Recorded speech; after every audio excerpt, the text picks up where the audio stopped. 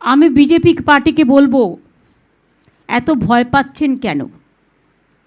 ভদ্রভাবে, কারণ ওনাদের সৌজন্যতা নেই, আমাদের আছে।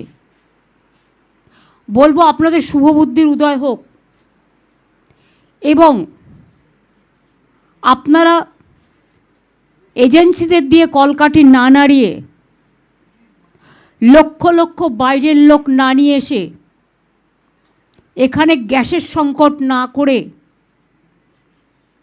পেট্রোলের সংকট না করে, স্কুলগুলোর সংকট না করে লড়াইটা আসুন না।